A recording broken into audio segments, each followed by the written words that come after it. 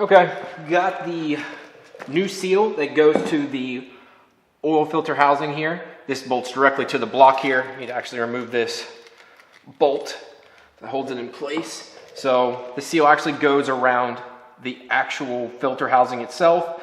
It's like $4 or $5, but it's a good thing to replace, so this way I don't have to worry about it leaking going down the freshly painted block. And once again, if I'm gonna do it all, I might as well replace all the seals and do it once and do it right. So I'm gonna put this on real quick, shouldn't take me but a couple minutes. Actually, I should oil this up first. Think that through. A little hand oil.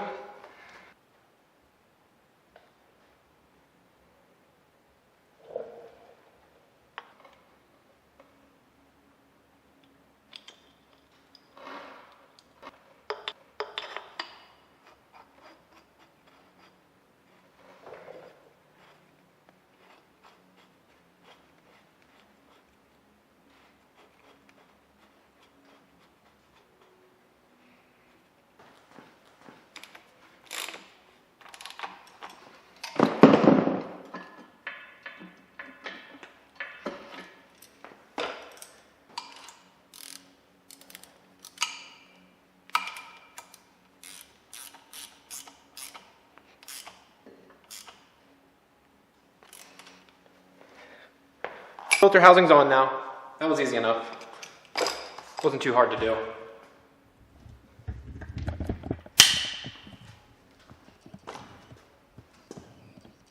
Pretty basic, but I think a couple people asked me also about running this. So as you can see, there's 0 coolant lines running through this bad boy, so it makes it simple. I know I could have put one to the block, but the fact that it kind of sticks off the block and angles down, so when I do replace the oil filter, it doesn't drip right against the block, it drips down. I put a towel underneath of it. So it makes it kind of easier for me, and I don't have to worry about getting oil everywhere. Yeah, that's just my being kind of a pain in the ass and me being me. So, all right, now I just gotta go get a filter. Put on the Toyota oil pump now, so I'm gonna install this. Went ahead and lubed up the ring inside to make sure it wouldn't seize up. I lubed up around here also just in case, because I don't want to take any chances of this thing sticking and me having severe issues down the road. Going to go ahead again and use Brad Penn oil and lube up these O-rings that need to go here for the block for the oil pump. If I can get the damn cap off.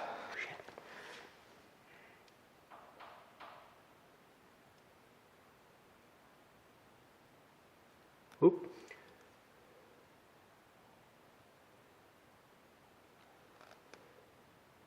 This might not make it to the video because I think I'm fucking this up.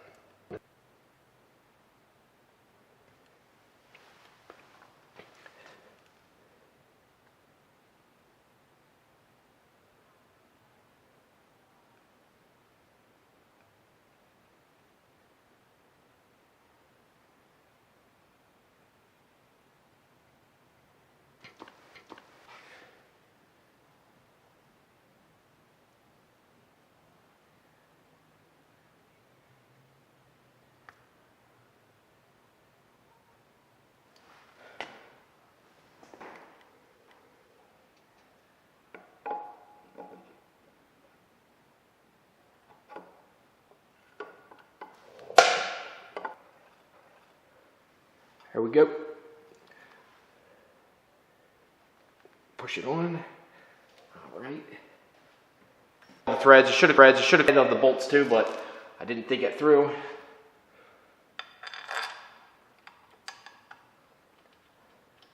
There's 2 long bolts. They have specific locations here and here. Everything else are short bolts. As you can see here.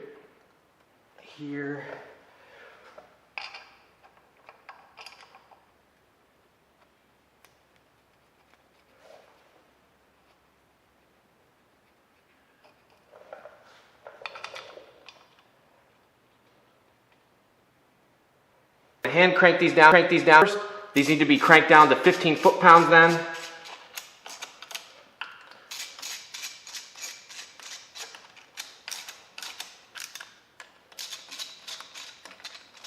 I could use power tools here, but I don't want to use it on something this close and this critical in my opinion. Just not for it.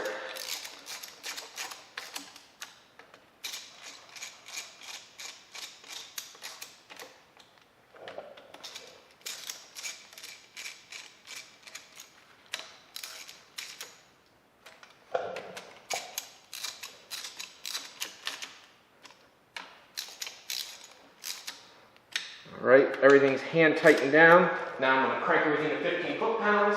Call me like an hour, I text her, oh, what do you need? And then she like, never picks it up. I'm like, I'm ready. I'm like, what the heck is she doing?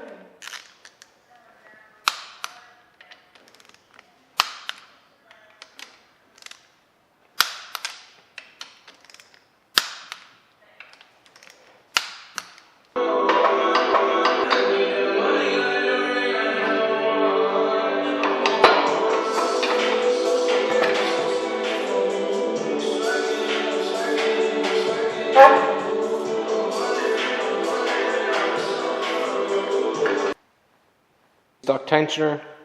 Just wanted to buy a new one just to be safe. It's always better to be safe than sorry. So go ahead and put this in. I'm glad it comes. Oh, excuse me. It comes with this nice safe cotter pin. I guess that's what you call it.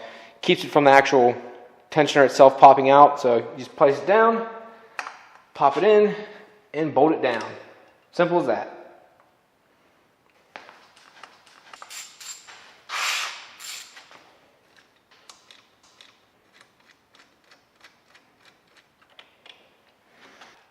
Just got a mail from my one friend Twan because I wanted to get a new tensioner. The one I had was fine, but I wanted a Marks Engineering one. It had this brass bushing in it, and I was told it was better, so ordered one.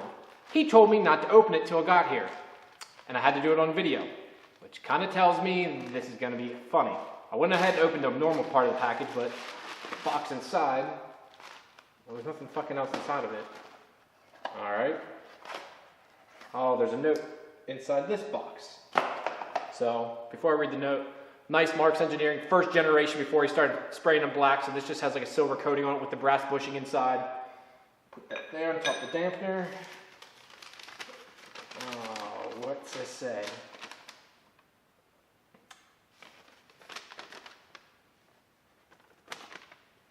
You suck. Really? Made me wait all that time for that? Fucking guy, I tell you. I just guys want to show you what the difference between the stock unit and the aftermarket unit is here. First off, stock unit is aluminum. This is made of billet steel. Not sure what exact material steel. I'm assuming, I would say 304. I'm not sure exactly, but I'm assuming this is 304 because it's not stainless and it's anodized silver. It does have the brass bushing in it, if you guys can see here. Let's see if I can focus here. You can see that's in there, just like the stock unit does, which obviously this one's dirty from using it over the years. First off, you can see it's slightly different design from stock to add more material here, make it stronger a little bit. Being steel versus the aluminum pretty much makes it infinitely better over stock in general. If you flip it over, where it cuts in here a little bit on the stock unit, he keeps more material here on his. So it's slightly better, nothing too crazy in the design, but he did change it some. So it's not an exact replica of the stock unit, so he does make it slightly stronger. I see he adds more material down here on this edge also, so it's kind of nice. Like it, happy. Marks Engineering, this one, stock unit on this side. Going to clean out the head stud holes now with brake cleaner and some cheap ass Q-tips. You got to make sure all oil, every bit of debris that you possibly can is out of the head stud holes. You don't want to take any chances, so I'm going to clean them out with brake cleaner and use a Q-tip just to be safe. So, yeah.